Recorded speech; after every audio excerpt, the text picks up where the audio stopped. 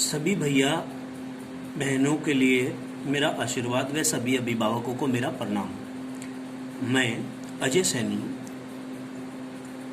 Radhakrishnan institute से आज आप सभी भैया बहनों के लिए जो कक्षा 10वीं में है पेज नंबर 5 जो कि PDF में आप लोगों के लिए हमने भेजा हुआ है उसको लेकर आए हैं। इसमें आज हम पढ़ने जा रहे हैं संतुलित रासायनिक समीकरण, मतलब बैलेंस्ड केमिकल इक्वेशन।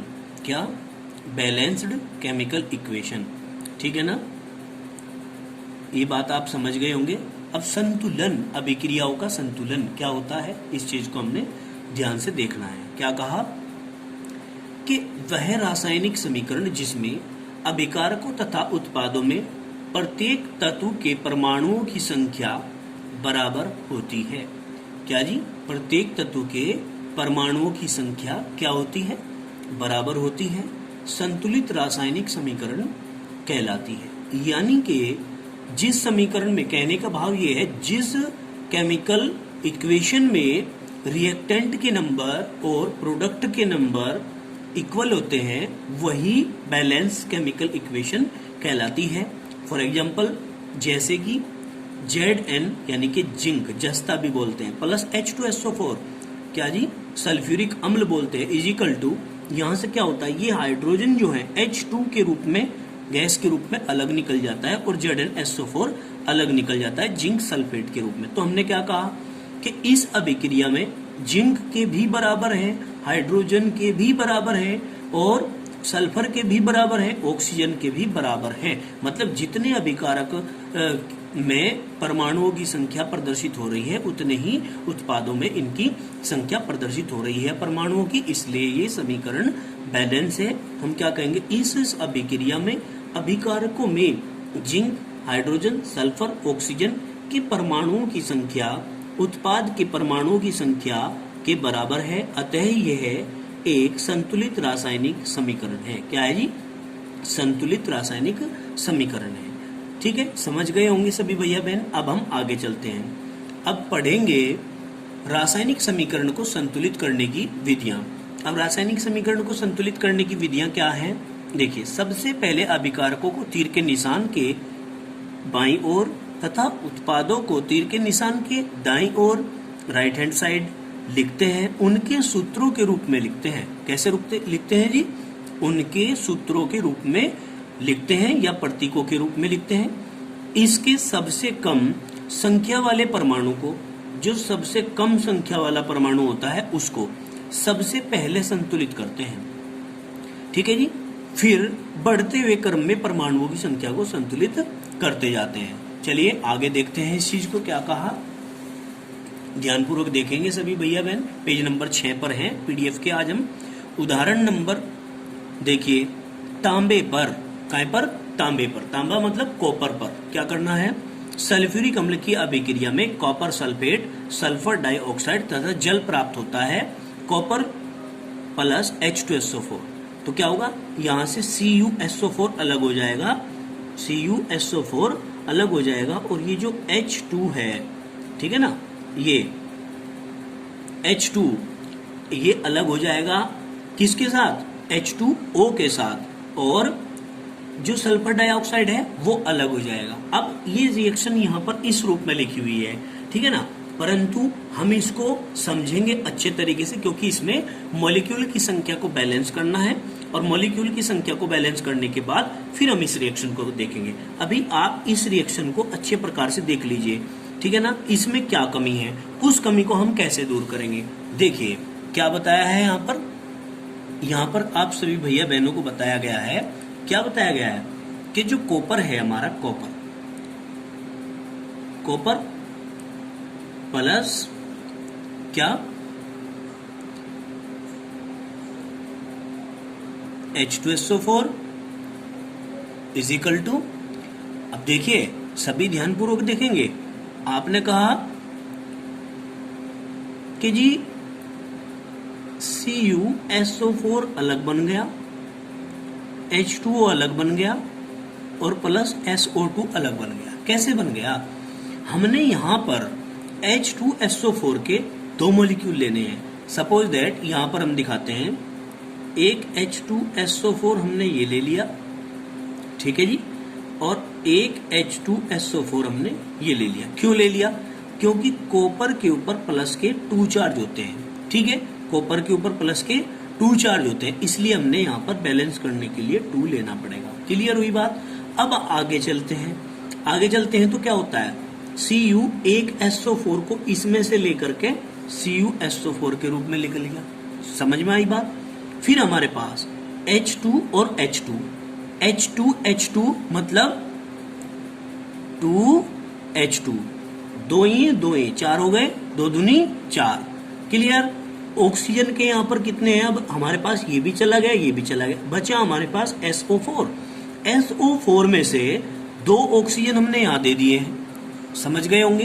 अब 4 में से 2 तो चले गए, बचे कितने? 2, यानी कि यहाँ पर SO2 बचा है, वो SO2 हमने यहाँ लिख देना है। क्लियर हुई बात? तो ये बात समझ में आ गई होगी। ये रिएक्शन हम इस प्रकार से करेंगे, उस रिएक्शन को हमें इस रूप में लिखना है जो हमने आपको समझाई है, ठीक है। अब आगे चलते हैं, चलिए सभी भैया बहन ध्यानपूर्वक देखेंगे। अब आगे चलते हैं, हीट एंड ट्रायल मेथड। ये समीकरण को संतुलित करने का मेथड है, एक तरीका है। क्या कहेंगे? इस विधि से समीकरण को निम्नलिखित प्रकार से संतुलित करते हैं। नंबर 1, उपयुक्त समीकरण 1, ये जो यहाँ समीकरण 1 है, ठीक है ना, वो मैंने तरीका समझा दिया है, आप बस इसको एक्सप्लेन करना है। 1 में तांबे के परमाणुओं की संख्या सबसे कम है, अतः सर्वप्रथम तांबे के परमाणुओं की संख्या को संतुलित करते हैं। ठीक है जी, तांबे के यहाँ कितने हैं? कम है, इसलिए हमने तांबे के परमाणुओं को ही संतुलित करना है। इस समीकरण में बाएं पक्ष तथा दाएं पक्ष में कॉपर परमाणुओं की संख्या बराबर है, इधर भी इधर भी। क्लियर हुई?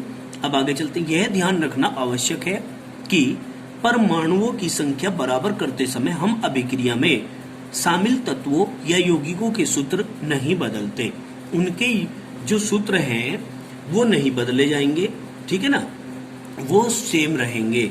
नंबर 2 पॉइंट, उपरोक्त समीकरण में बाईं ओर सल्फर 1 परमाणु है, ठीक है ना, जबकि दाईं ओर 2 परमाणु हैं। अब देखिए सल्फर के कितने हैं जी? 2 परमाणु हैं। कैसे किया हमने? देखो 2 कहाँ दिख रहे हैं आपको? समझ में आ रहा है क्या कि 2 परमाणु हैं? कैसे समझोगे? क्योंकि यहाँ पर 2SO2 है। क्या है? 2SO2 है। समझ गए होंगे इस बात को। अब आगे चलते हैं, मैं अभी समझाऊंगा दोबारा से, अभी पहले एक्सप्लेन कर लेते हैं।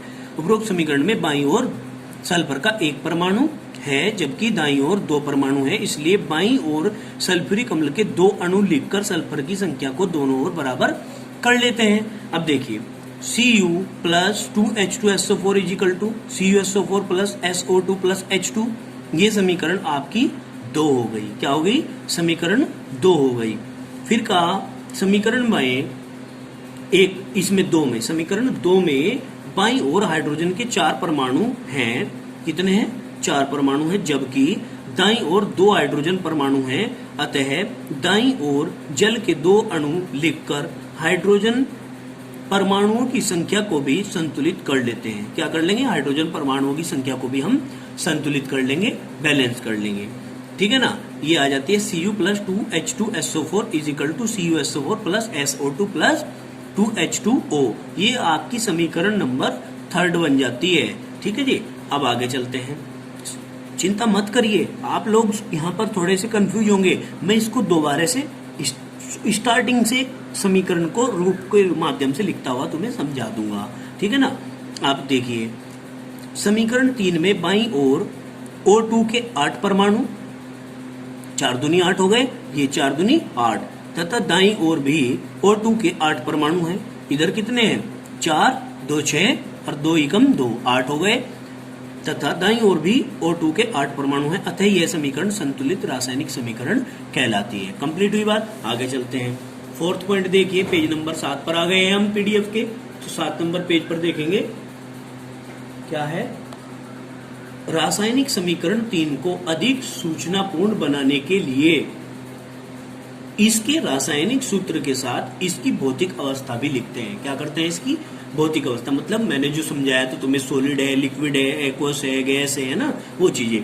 तो कॉपर चूंकि मेटल है सॉलिड लिखी जाएगी, H2SO4 चूंकि लिक्विड फॉर्म में होता है इसलिए जलीय है, एक्वस लिख दिया। ए क्यों, ए और क्यों ये दोनों स्मॉल लेटर में बनाने हैं। इजिकल टू तीर का निशान CuSO4 ए क्यों क्योंकि ये भी लिक्विड है, और SO2 मतलब गैस है तो G लिखेंगे, और 2H2O ये लिक्विड है तो L लिखेंगे। समझ में आ गई होगी बात। चलिए अभी हम दोबारा से उसको पुनः अभ्यास करेंगे समीकरण का जो अभी आपने पढ़ी है। क्या किस रूप में पढ़ेंगे, देखो भाई समीकरण आप लोगों के पास सबसे स्टार्टिंग में Cu plus H2SO4 is equal to, ध्यान से देखते जाएंगे सभी भैया बहन कक्षा दसम के, प्लस यहां पे क्या लिखेंगे CuSO4 प्लस 2SO2, ठीक है ना, और प्लस H2O। ये आपकी समीकरण नंबर 1 है। क्या है समीकरण नंबर 1। अब देखिए समीकरण नंबर 2 में क्या करना है, यहां पर कितने हैं, यहां सॉरी ये 2 नहीं लगाना है, ठीक है ना। ये देखो यहां सल्फर का एक ये हो गया, एक ये हो गया, कितने हो गए 2 हो गए सल्फर के। कॉपर का यहां पर भी एक है, यहां पर भी एक है, क्लियर, कोई दिक्कत नहीं। चूंकि इधर सल्फर के 2 हैं, यहां रिएक्टेंट की साइड सल्फर का एक है, तो हमने क्या करना है यहाँ 2 लगा देना है। Second Cu plus H2SO4 2H2SO4 2 का ध्यान रखना है, equal to CuSO4 plus SO2 plus H2O।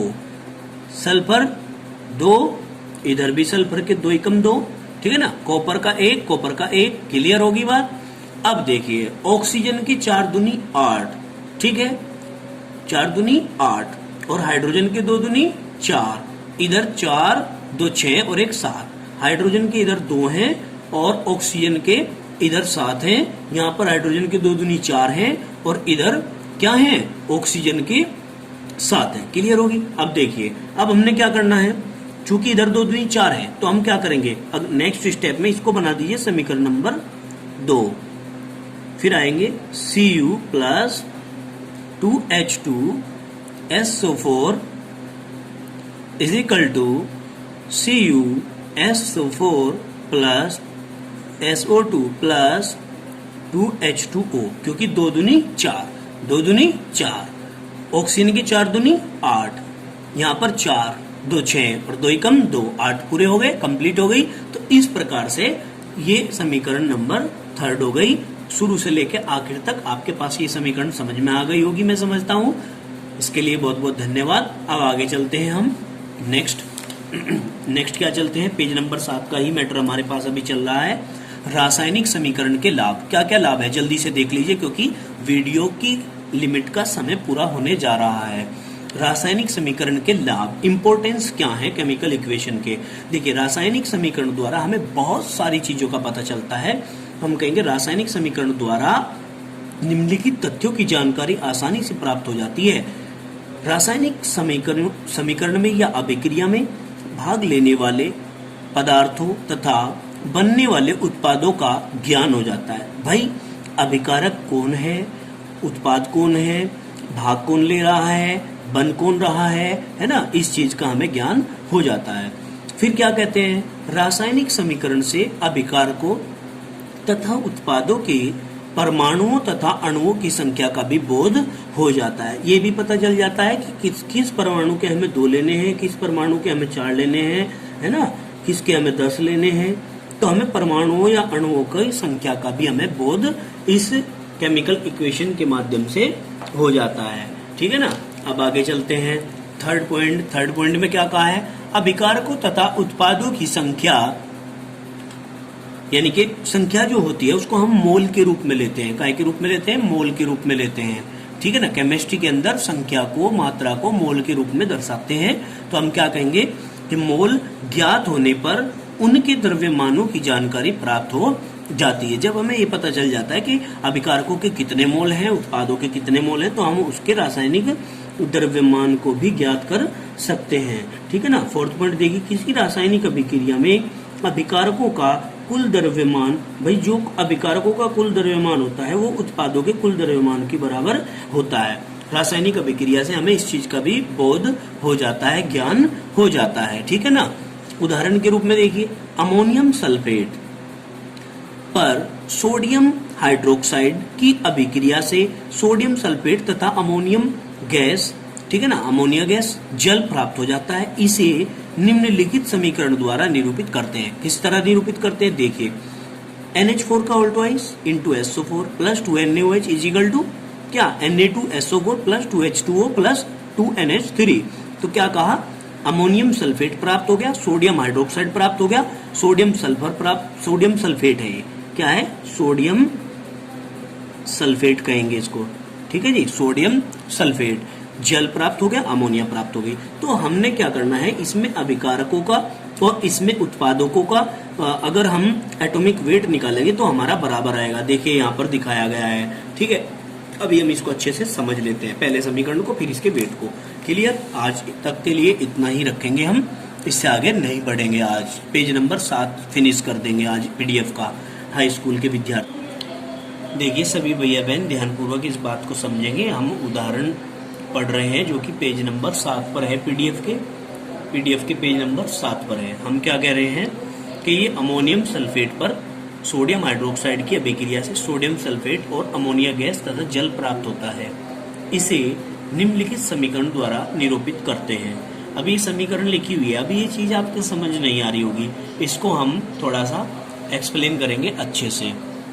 देखिए ये समीकरण है NH4 का whole twice into SO4 plus 2NaOH, मैंने इसको क्रम दे दिया 1 2, फिर is equal to Na2SO4 plus 2H2O और प्लस 2NH3, जिसको हम अमोनिया बोलते हैं। मैंने इनके नाम भी इनके साथ में लिखे हुए हैं। तो हम क्या कर रहे हैं, हम इनमें एटॉमिक वेट को देख रहे हैं कि दोनों साइड में एटॉमिक वेट अभिकारकों का और उत्पादों का बराबर आ रहा है या नहीं। तो मैंने इसको पार्टीशन में कर दिया है, इससे आपको समझने में इजी रहेगा। तो सबसे पहले हम क्या करते हैं, इसको समझते हैं। भाई NH4 का उल्टा इंटू SO4 है, अमोनियम सल्फेट, इसके लिए ये जो ट्वाइस है इसका, हमने इसको मल्टीप्लाई में ले लिया। ब्रैकेट के अंदर नाइट्रोजन का 14 प्लस 4 गुना हाइड्रोजन का 1 प्लस सल्फर का 32 प्लस 4 है, पैरा पोजिशन में है, गुना में ले आए, मल्टीप्लाई में ले आए। ऑक्सीजन का कितना होता है, 16 होता है, ठीक है। तो इसको हमने सारे को कैलकुलेट किया, 132 आता है, ठीक है। यहाँ 2NaOH है, सोडियम हाइड्रोक्साइड, इसका हमने 2 ले लिया अलग, ब्रैकेट के अंदर Na का 23, ऑक्सीजन का 16 और हाइड्रोजन का 1। तो हमने इसको फाइंड आउट किया, इसको 80 आ गया हमारा, ठीक है ना। तो हमने क्या किया, चूंकि ये हमारे इजिकल टू से इधर आ रहे हैं, किस साइड आ रहे हैं, ये हमारा है, कौन सी साइड है ये सॉरी, ये हमारी कौन सी है,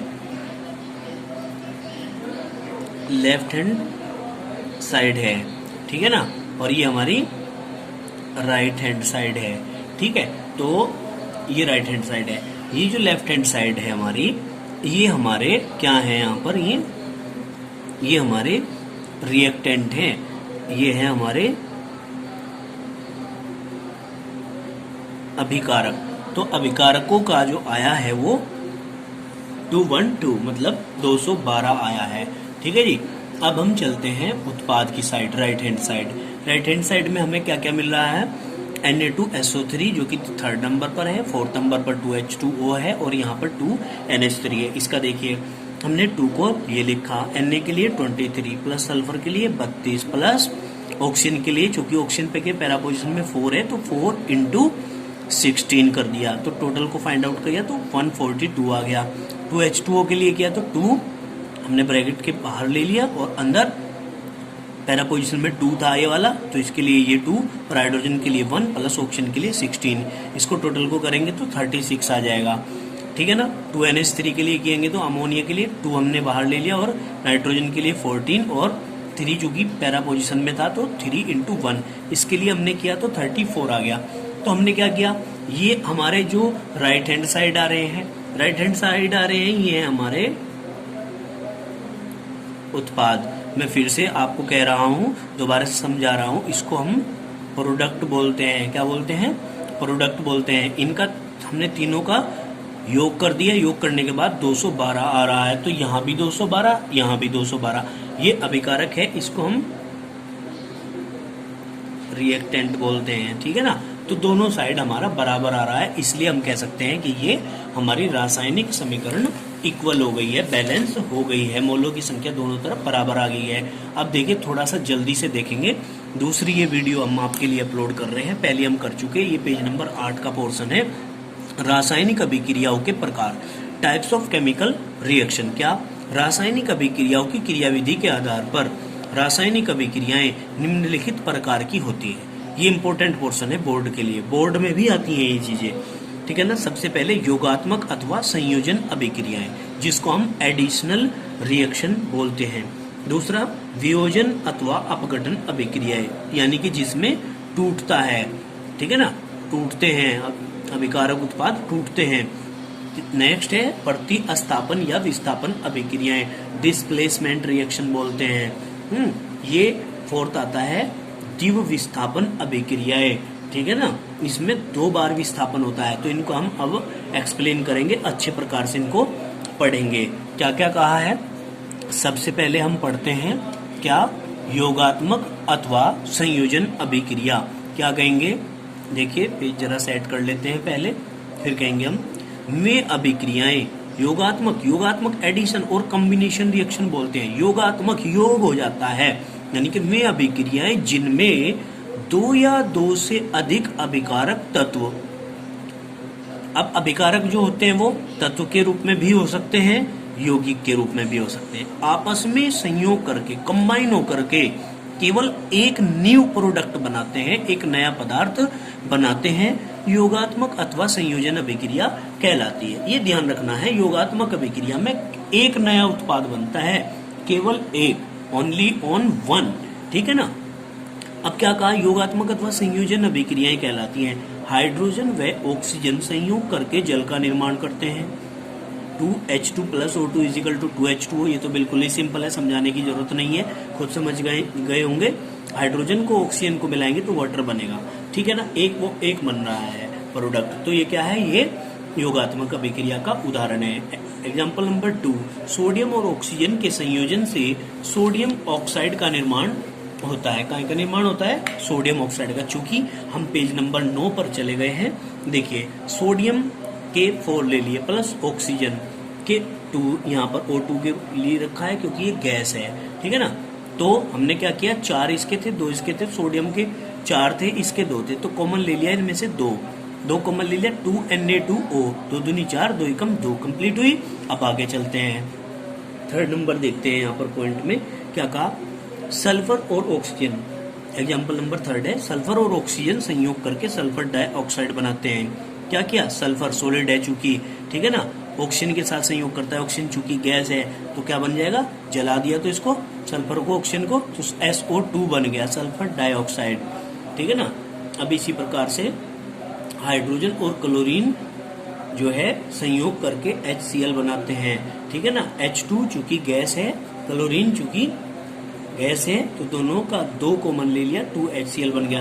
देखिए अब इनको हम कॉपी पर समझते हैं। ठीक है ना? सभी को एग्जाम्पल्स को कॉपी पे अच्छे प्रकार से समझते हैं। दोबारा से एग्जाम्पल नंबर 1 आप अपनी PDF में चेक करते रहेंगे। ठीक है ना? उसमें मैं यहाँ पर एक्सप्लेन करता रहूंगा।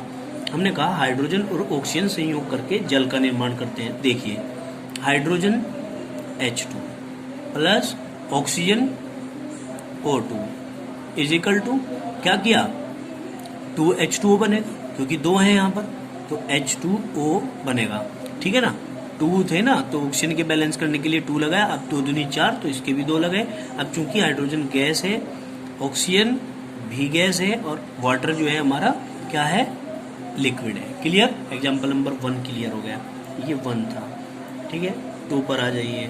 2 क्या कह रहा है? सोडियम और ऑक्सीजन के संयोजन से सोडियम ऑक्साइड का निर्माण होता है। देखिए सोडियम ये रहा प्लस O2 ये रहा इज इक्वल टू, आप कह रहे हैं कि सोडियम ऑक्साइड का निर्माण होता है। सोडियम ऑक्साइड होता है Na2O। अब चूंकि यहाँ 2 हैं ऑक्सीजन के, तो यहाँ पर तो 1 है, बैलेंस करने के लिए हमने क्या किया? 2 कर दिया। 2 दूनी 4, और यहाँ पर कितने हैं सोडियम का 1, तो इसको बैलेंस करने के लिए हमने क्या कर दिया 4। एग्जाम्पल नंबर 2 भी हमारा क्लियर हो जाता है। फिर एग्जाम्पल नंबर 3 पर आते हैं। क्या कहा, सल्फर और ऑक्सीजन के संयोग से। अब ये भी देख लीजिए, ये मेटल है जो कि सॉलिड है, ऑक्सीजन है जो कि गैस है, और Na2 ऑक्साइड है ये भी गैस है। ठीक है, अब आगे देखिए थर्ड पॉइंट पर क्या करते हैं। सल्फर और ऑक्सीजन संयोग करके सल्फर डाइऑक्साइड बनाते हैं। Sulphur plus O2 oxygen is equal to SO2। ठीक है, सल्फर चूंकि क्या होता है सॉलिड, ऑक्सीजन चूंकि क्या होती है गैस, इनको रिप्रेजेंट कर रहे हैं हम। SO2 क्या होती है गैस। क्लियर हुई। अब एग्जाम्पल नंबर 4 पर आते हैं। एग्जाम्पल नंबर 4 क्या कह रहा है आपको कि हाइड्रोजन और क्लोरीन संयोग करके HCl बनाते हैं। ठीक है ना, H2 plus Cl2 is equal to, देखो हाइड्रोजन के भी 2 क्लोरीन के भी 2, तो हमने क्या किया 2 कॉमन ले लिया, HCl बन गया। ये हमारा गैस, ये हमारा क्या गैस, ये HCl हमारा क्या होता है लिक्विड, HCl हमारा लिक्विड होता है। क्लियर हुई। अब आगे चलते हैं। समझ आ रहे होंगे, मैं उम्मीद करता हूँ अच्छे से। यदि समझ आ रहे होंगे तो जिसकी समझ आ रहे होंगे वो अपना नाम लिखकर भेजेगा। सभी विद्यार्थियों से मेरा निवेदन है कि वो अपना नाम लिखकर भेजेगा। अपने व्हाट्सएप नंबर पर अपना नाम लिखेंगे तो मैं समझ जाऊंगा कि हाँ इन विद्यार्थियों की ये वीडियो समझ में आ रही है। ठीक है ना, मुझे अच्छा लगेगा, मुझे अच्छा लगेगा कि हाँ मेरे विद्यार्थी, जो मेहनत मैं अपने विद्यार्थियों पर कर रहा हूँ वो इस चीज को समझकर फलीभूत कर रहे हैं और सफल बनाने का प्रयास कर रहे हैं। आगे चलते हैं। एग्जाम्पल नंबर 1 पेज नंबर 9 पर PDF में आप अगर अपना देखेंगे कॉपी में तो क्या होगा, कार्बन, कार्बन चूंकि कोयला होता है वो वायु यानी कि ऑक्सीजन में जलकर कार्बन डाइऑक्साइड बनाता है।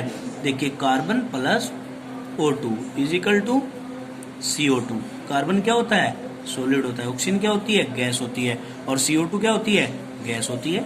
6 पॉइंट पर आइए। 6 एग्जाम्पल क्या है, अमोनिया और हाइड्रोजन क्लोराइड संयोग करके अमोनियम क्लोराइड बनाते हैं। देखिए कैसे, ammonia, ammonia that is NH3 plus hydrogen chloride HCl is equal to क्या हुआ NH3, एक हाइड्रोजन इसको दे देंगे तो क्या हो जाएगा NH4 और ये Cl। क्लियर हुई बात।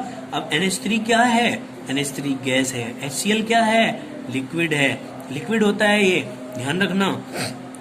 NH4Cl क्या होता है सॉलिड। चूंकि PDF में ये यहाँ गैस लिखा हुआ आ रहा होगा लेकिन आप लिक्विड लिखना, HCl को लिक्विड लिखना। HCl भैया जी से या बहन जी से गलती हुई है कॉपी में नोट्स में, लेकिन आप क्या लिखेंगे इसको लिक्विड लिखेंगे। तो बन गया आपका अमोनियम क्लोराइड। क्या बन गया अमोनियम क्लोराइड, AMMONIUM और CHLORIDE अमोनियम क्लोराइड। 7 नंबर पर आते हैं। 7 एग्जाम्पल क्या कह रहा है, योगात्मक अभिक्रिया के अन्य उदाहरण बता रहा है। क्या कि 2Mg प्लस O2 ये सॉलिड है, ये गैस है, क्या बनेगा। 8 नंबर पर आ रहा है 2Na प्लस Cl2। Na आपका सॉलिड है, क्लोरीन आपका गैस है, क्या बनेगा ये पूछ रहा है। फिर आगे ये कह रहा है कि ये 9 एग्जाम्पल आपका है 2CO प्लस O2, ये भी गैस है, ये भी गैस है। ये कह रहा है कि क्या बनेगा। ठीक है ना, इसको यहाँ पर बताया गया है। अब देखिए क्या है 2Mg 2O। ठीक है, क्या हो गया दोनों दो हैं मॉलिक्यूल, दो मोल हैं इसके, तो हम क्या करेंगे 2 कॉमन ले लेंगे MgO यानी कि मैग्नीशियम ऑक्साइड जो कि सॉलिड होता है। इसी प्रकार 2Na के हैं 2Cl के हैं, तो हमने क्या किया 2 कॉमन ले लेना है 2NaCl। ठीक है, जो कि नमक होता है आपका, सॉलिड बन गया, साल्ट बोलते हैं इसको। ठीक है, 2CO प्लस O2 2 कॉमन ले रहे हो, यहाँ से 2 कॉमन ले लो तो क्या होगा 2C। ऑक्सीजन के 2 यहाँ है 2 यहाँ है, कितने हो गए 4, 2 दूनी 4, ये बन गई गैस CO2। ठीक है, इतनी बात समझ में आ गई होगी। तो अब हम आगे चलते हैं। क्या कहा है यहाँ पर देखिए ध्यान से, जल्दी से, PDF का समय वीडियो का पूरा होने वाला है। जब बिना बुझे चूने यानी कि CaO कैल्शियम ऑक्साइड की जल के साथ अभिक्रिया, यहाँ पर के बाद साथ भी लिख देना, साथ अभिक्रिया कराते हैं तो बुझे हुए चूने कैल्शियम हाइड्रोक्साइड का निर्माण होता है और बहुत अधिक मात्रा में ऊष्मा उत्पन्न होती है। ये कहा कि बहुत अधिक मात्रा में ऊष्मा उत्पन्न होती है। बहुत अच्छी बात है, ये बहुत अच्छी अभिक्रिया भी है आप लोगों के सिलेबस में, इसको जरा ध्यान से समझेंगे। बहुत अच्छी रिएक्शन है, इसको हम ऊष्मा अक्षेपी अभिक्रिया के नाम से जानते हैं। क्या? ऊष्मा ये अक्षेपी, ठीक है, मतलब एक्सोथर्मिक रिएक्शन। और एक्सोथर्मिक रिएक्शन का ये बहुत अच्छा एग्जाम्पल है। क्या है? CaO plus H2O। CaO होता है सॉलिड यानी कि बिना बुझा चूना। क्या है जी?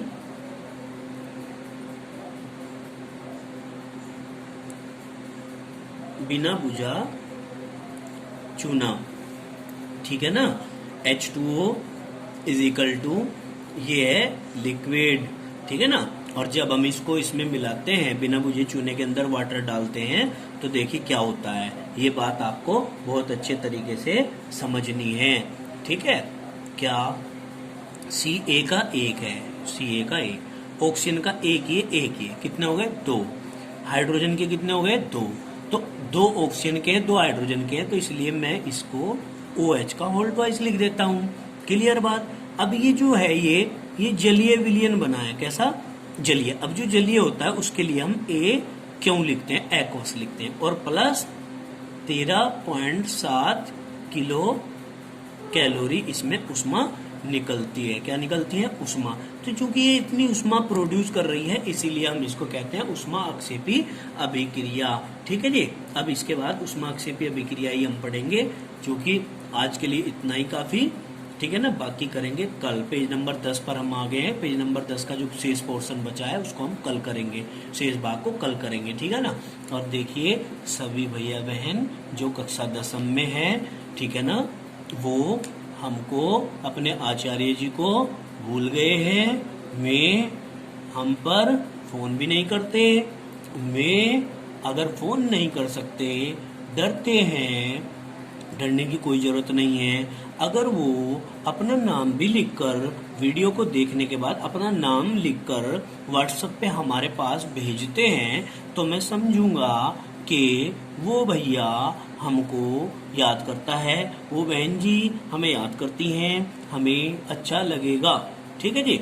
हाँ, और जल्द ही आपके स्कूल खुलेंगे तो फिर हम स्कूल में आपसे मिलेंगे, बहुत अच्छा लगेगा। अभी सब घर पर केयरफुल रहें, सजग रहें, ठीक है ना। सबका ध्यान रखें, सबकी सेवा करें, अच्छे बच्चे बने।